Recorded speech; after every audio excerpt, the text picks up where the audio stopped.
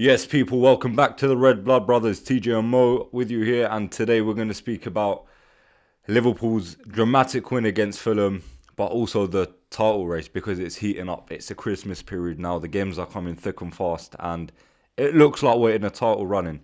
Still a bit early to say, but let's go into it. Before we start, please make sure you subscribe to the channel, like the video. It helps the channel grow. If you enjoy the content, please do support us.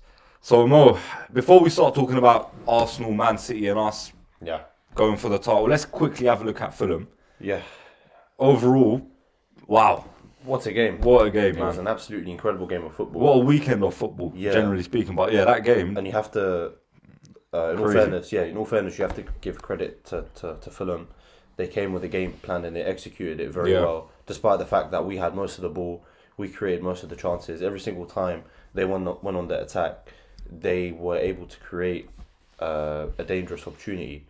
So you got to give credit to them. They played well. But in terms of Liverpool's performance, I don't think it was our best performance. But man, the character that was shown at the end to get 2 goals in 5 minutes, that was absolutely incredible. I think we were a bit shit though. Yeah, we were, and I think there's a lot of criticism that needs to be shed upon some players, especially defensively and some midfield players. Yeah. Like for example, if you look at their third goal, Van Dijk just watched the ball.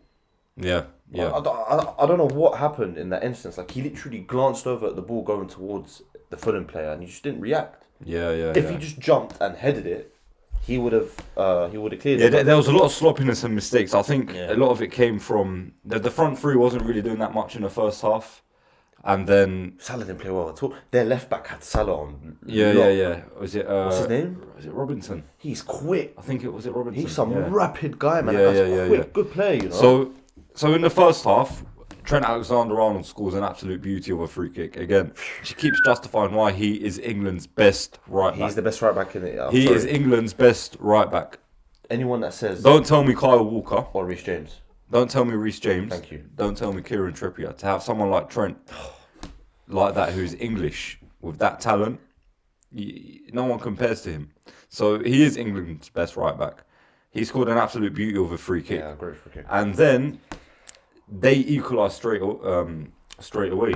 After like 3-4 minutes. And I think I was watching the goal, it showed how much we need a defensive midfielder because McAllister is getting... I feel sorry for him, man. Yeah.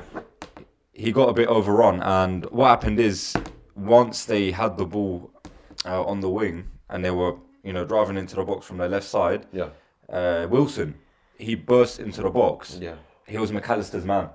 It's true. And he ran past McAllister. I remember that. Yeah. And all we needed to do was to direct the ball into the net. Kelleher should have done better, but he shouldn't have been able Kelleher to. had a stinker as well. Yeah, he should have done better, but Wilson shouldn't have been free. He was McAllister's man. He ran past him. McAllister didn't track him because he's not a defensive-minded midfielder. A defensive-minded midfielder would be able to pick that up, but he isn't. It's just what it is. And they scored the goal. We go 1-1. Shit, here we go again. And then, what did you think of that? I think if we do not address the number 6 situation in January, which is looking very unlikely to happen, it could cost us the league title. Like I'm not here saying that we're definitely going to win the league, but I genuinely think we are the dark horses this season in the title race. Yeah. Everyone's saying it's between Arsenal and City, and I understand why people are saying that because last season that was the title race. But it's Christmas and we're still there. We haven't dropped to 5th or 6th position. We're second. Exactly, that's what I'm saying. So if we were able to let's talk about the title race later on. No, of course. Let's talk about the goals first. Alright, fair enough. But we need the number 6 because not having the number 6 allows our midfield to be penetrated way too easily, man. Like every single time they did go on the attack, it was like our midfield was non-existent. Yeah. Usually Szoboszlai does a lot better in terms of covering ground. Yeah, he's been a bit... Yeah, but he's not... It's not his job. It's not really on form. Yeah, he's not on form, but it's not his job to get back and defend. He's not a defensive midfielder, bro. That's why Fabinho was so important for us, man. He used to break up all of the play. Yeah. The same reason why Rodri's so important to City. So hopefully, we get that addressed soon. But let's move on to Macca's goal. Exactly, and just quickly before we move on to McAllister's goal, I think, remember when Klopp said that he wants the midfield to be like a midfield which could do everything. Well, multifunctional. Multifunctional midfielders, yes. And he spoke about how if everyone works and contributes defensively, you don't need a 6. But give him the chance to sign a quality 6, he'll do it straight away. Because I think he was just saying that to give McAllister some confidence. Like, he's obviously not going to say McAllister's not a 6, but we have to play him there. He's going to say, like, yeah, McAllister's doing a good job, he's adapting, and you know what, we might not even need a 6 to try and play without a 6 until he finds a defensive But you know what? Out of the midfielder. 3 midfielders yesterday and last week against City, I think he was the best. That's I the think thing. He's playing well. Like, He is playing well, but yeah. it's just not his position, and I think we're limiting him because of what we saw against Fulham. What a goal! What a goal! And it just shows the guy's a great number goal. 8. He's a number 8. He has the flair, the technique, He reminds me a bit the technical ability of a number 8.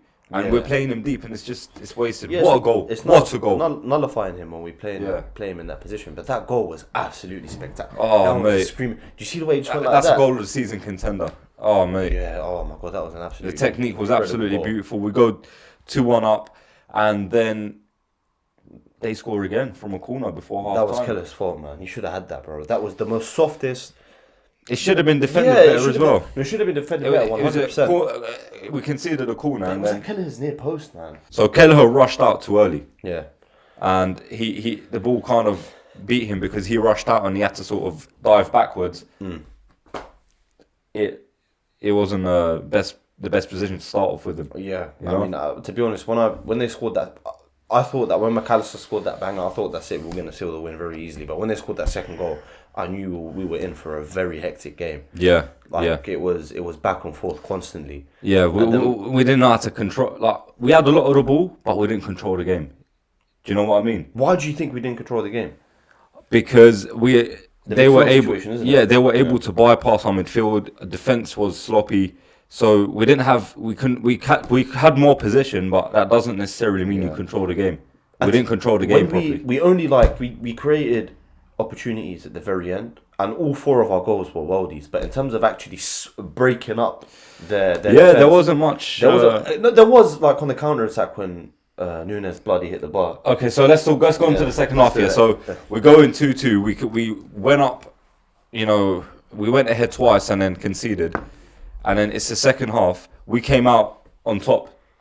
To be honest, the second half was a bit better. We were creating chances, and then No, we weren't. Nunes fumbled or It was missed 2 opportunities. two opportunities. I don't know what's wrong with this guy. Like, this is what vexes me about him.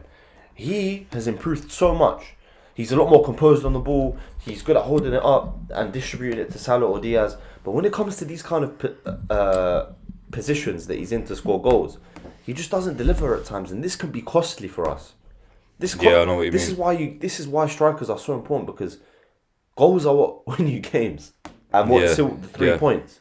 If you're missing chances like that, it could be incredibly costly. Now, I'm not saying that he should be dropped. I think he's my number 9 to start with from now until the end of the season. But there's still improvement that has to be made on his behalf. Do you not think? Yeah, 100%. Look, he should have scored one of those chances.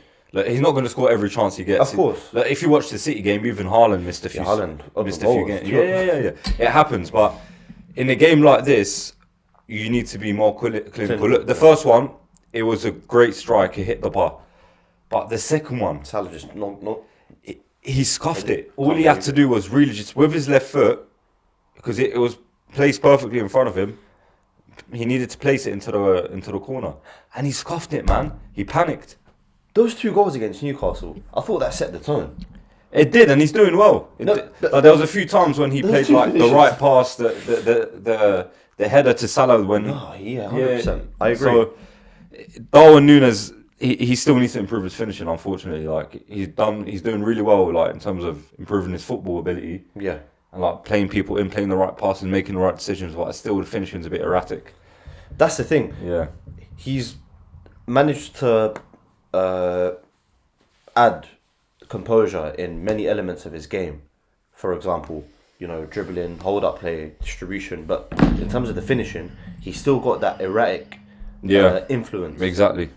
So that's something that he has to improve ASAP. Because once he has that, man, I'm telling you, this guy he'll bang in between 20 to 25 Premier League goals this season. 100%. So it is what it is, right? 2-2, and then Let's talk about the third goal. we concede again. Yeah, it's terrible. Again, it was so. I'm not gonna lie, I switched off the TV after that. Yeah, because it was so shit, man. It was so it was frustrating because they had a few chances like that. They were getting at us on the that's what I'm counter, and we just couldn't, you know. Defensively, we were poor. We were just leaking counter attacks, so we couldn't close it up properly. Yeah.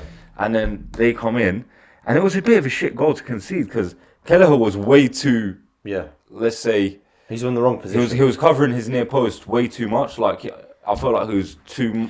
Can't really blame Kelleher. Too to one side. No, you can't. So we had a lot of distance to make up. He wasn't quick enough to run back to the position. It's Van Dijk and Tsimikas' fault. But then, yeah. He just watched the. Did you see it in slow mo? The replay. Yeah. It's not good enough. He's 6'4", and the guy that scored the goal, he's like what, 5'8", 5'9". Yeah. All Van Dijk had to do was just jump up in the air and clear it with your head. Yeah. You're more than capable of doing that. Why are you ball watching? Yeah, so that happened 3-2, and I'm like, you know what? We'll be lucky to get a draw here. I thought we were going to lose. When they scored I would refuse to believe Liverpool would lose at home to Fulham in the Premier League. So the game is, you know what? It's really not looking good. And then Klopp makes the substitutions. He takes Gravenberch off, was it? So I think Gravenberch, Szoboszlai, and he brought off Matip as well. Yeah, okay, so Konate came on, and then Endo and This is Gakpo. what he done. Gakpo and Endo, amazing substitutions. Yeah. He brought on Joe Gomez and put Trent in midfield. Yeah. So it became Trent, Endo and Gakpo. Yeah, that's it. Because the Gravenberch was a bit quiet. He was way too quiet for my liking, to be honest. So Szoboszlai, again, didn't have much impact. But when Endo came on, here we go. I have to take back my words. The Scouse Samurai. The Scouse Samurai came in. With an absolute beauty, mate, out of nowhere. You know what I liked about the goal? Konate pings it to Nunes. That was a great finish. Nunes was surrounded by Fulham defenders. Yeah. What did he do? He played an absolute perfect play off to Salah with his head. Do you remember that? Did Yeah, you see it? yeah. Nunes had the awareness to know that Salah was there. He's surrounded by players. What do I do in that situation? Usually he would panic, but no, that's his improvement this season. 100%. He played it beautifully down to Salah. Yeah. A beautiful knockdown, and then look, Salah. Okay, he might have quiet games, but man, He got an assist. always. Oh my God! He's a greatest freak. winger. He's a freak. Greatest winger in Premier League history. No debate whatsoever. There's no words to describe him, man. He's the king, bro.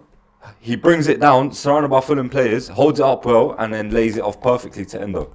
That finish from Endo. But then, That finish from Endo. the technique, you need to do that. You know what? I got to apologise to Endo. If you see this video, I'm sorry. Because I slagged you off way too much. He's actually a good footballer. I've always said that. He's a technical footballer. Do you footballer. think James Milner or Jordan Henderson, as much as I love them, do you think Henderson will be able to score a goal like that? He scored a few. But bro, that was like the technique. Like usually, a lot of midfielders would just whack it and just hope for the best.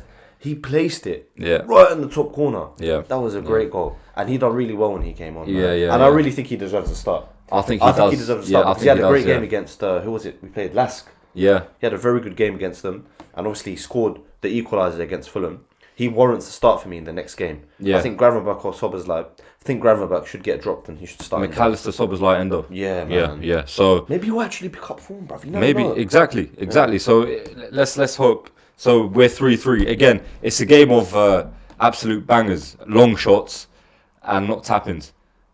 It's crazy how we scored all those goals from pretty much outside the box. I was making chicken. It was unbelievable. I was making chicken from the air fryer, and then I saw 3-3, and I just screamed, and I came and turned around straight away.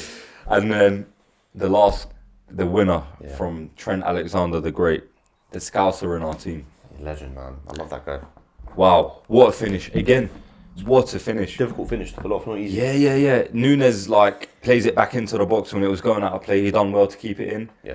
And then it's you know what some fans were saying, that Tsimikas header was a foul, because remember Tsimikas came in. I saw it. Header. I'm not gonna lie, it was very aggressive. No, it was a 50-50 duel though. Yeah, but do you know what it was? I think it's because naturally when you jump up above higher than your opposition for the ball, the one who ends up heading the ball is naturally in a higher position, so the impact is gonna look harsh.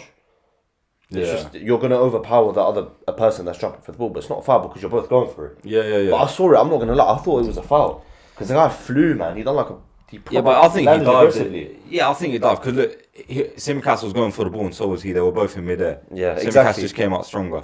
Yeah. So he didn't use his hands, did he? no, he didn't. And then Trent Alexander-Arnold with What a finish. with a volley right in the bottom corner, and then the roof just. Oh man, you could Blew see up at Anfield. Yeah, you could see Anfield just. Oh erupt. mate, what a win! That was a great win. What a win! But we shouldn't be conceding 3 goals against No, teams like that's the problem. Like, if we Sorry. take all emotion out of it, like now we've settled down. We enjoyed it yesterday. It was beautiful. Again, the legend of Anfield always delivers. Yeah. This is a historic place. This is a holy place, man. Anfield has Electrifying. history. Anfield has a certain sort of, I don't know, mysticism about it. Yeah. And we come out of the winner.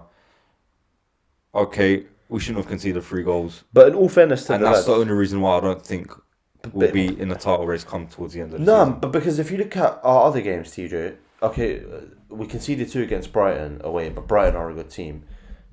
Conceded 1 against City. In most of our games, we haven't conceded more than 2 goals. And every single game at home, Villa we won 3-0, Brentford we won 3-0. I think this performance was just very, very questionable. But I don't think it hasn't been a consistent. Overall, it's not. Yeah, it hasn't been a consistent theme in this season for Liverpool. We've been conceding so many goals. No, we haven't. We haven't. So no. it was very bad yesterday. But hopefully we don't see that kind of sloppy defensive play again. I mean, we win that game. Now we're sitting second on the table after a mad weekend of football. Arsenal won. Manchester City dropped points again at the Etihad. That's against Liverpool and Tottenham. I thought they would have at least won one of those games. Only 2 points from their last 2 games I think at the Etihad. So City have lost it. are we in for an interesting title race? I'm not saying that they'll definitely be involved in this title race, but they're just not. I feel like Gary Neville said it. Well, when you win the treble, like some of that hunger and that competitive edge, it just goes naturally. Like come on, man. Once you've won the treble, what else you need to win? Yeah. You've done everything. You've completed football. No, that's true. That's true. But this is what I'm saying. Like, this is a great opportunity for us to challenge for the league because we know if City carry on like this is such a good opportunity for us and Arsenal to win the league, especially us because we've been in title races and we've stretched City all the way to the end. Arsenal, even though they've improved, But they have more experience now from last season. Yeah, but they haven't got championship DNA like us. Yeah. We know what it's like to be in the title race. We've been doing it for the past, before last season, 3 to 4 years. But the only have the experience. But the only thing that scares me about Arsenal is they haven't clicked yet. Yeah. They're still not playing their best football, the football we saw last season, and they're still picking up results because they're stronger, they're more resilient. They have Declan Rice and that. They've got more steel now. Yeah, it's true. Do you know what I mean? And they have that experience of being in the running. So once their performance start clicking, it's going to be scary. Yeah, it's true. That's why Arsenal have a much bigger chance than they did last season, and that's why I think they could do it. They can do it. I think they could do But it. I'm just we can't dispute the fact that Arsenal have a tendency to bottle it, and they've done it so many times. Like last season, man, they were top of the league for 6 months. But that's 7 months. have they learned from last season? Maybe they have. Maybe they have, but one thing that I would say about Liverpool is I'm not going to sit here and just say we're going to win the league with ease. Of course not. But what gives me confidence is the fact that we have Klopp. Yeah. Klopp knows what it's like to be in these positions. Yeah. We have the experience. We can do it, but it's very difficult to say, man. Yeah. But the table as it is now, it's going to look very similar at the end of the season. Yeah. The top 3 positions are going to be not in any particular order, but Arsenal, City, Liverpool. Yeah, it's a 3-horse race. It's a 3-horse race. 3-horse race. And okay, we talk about Arsenal improving. We talk about Liverpool being the dark horses. Yeah, there's something about us this season. There's something special. We're still not complete, but because of Klopp, because of the new exciting talent we have, it looks really promising. But we can't just brush off City. Every season they have this conversation about City. Ooh, they're falling off, first half of the season. They're not doing well. And then come February, March, they turn into different monsters. Do you think? And that's what I'm scared of. And I think that will happen again. It will happen. No, but it's true, man. That's what you can't even rule out City because Pep is. No way you can rule out City. I know they just won the treble, Pep but is tapped. Pep is tapped. He's a mad genius. Exactly, man. They can turn up if they want to. And if they do, no one's got a chance. Bro, man. the only time when they fumbled it is obviously when we won the league. They were shit that year. by City standards. They've got like 80 something points, and we got 99. That's the only time where their season has been terrible. From that season till now, they won the league. They've done three-peat, didn't they? Like, come on, man. It's going to be very difficult if they do click, but I don't know. There's many factors that could go against City. For example, the one I just said, they've won everything. Complacency can come into the picture. Also, De Bruyne. Yeah. I think De Bruyne's such a key player to that team, man. Yeah. And when's he coming back? Like Feb? I don't know about when De Bruyne's coming back. But yeah, he's been a big miss for them. So yeah, it's a bit more open this year. Let's see what happens. It's a Christmas running now. We've got a game midweek against Sheffield, and is it away? Yeah, it's away at Sheffield midweek, December, Christmas running. Games are coming thick and fast. So let's go Liverpool. What a win yesterday. What a weekend of football, and I think what a season we're gonna have. Watching this title race. So, but do you know what's annoying? Okay, I was gonna end the video, but I have to say this one thing. All right, go on. You know, if we fall short of winning the league this season by like a couple of points, it's just going to be flipping infuriating, because if we got the DM that we needed in the summer, that could be the difference for us. That's what I'm saying. Let's not talk too soon. If that happens, but I think it's still too early. I would rather finish second or third. Obviously, not what am I talking about? I wanted to win the league, but I'm talking like, you see, previously when we finished 1 point, I don't want that to happen. I'd rather finish 10 to 15 points behind. Yeah. Because if it's a case where we're gonna miss out on the league because of 2 to 3 points or 1 point, I'm not having it. Yeah, I know what you mean, man. I know what you mean. It's like to be able to lose like that, or to lose a league like that is it's heartbreaking. It's heartbreaking. Man. So let's hope that doesn't happen this season. Yeah.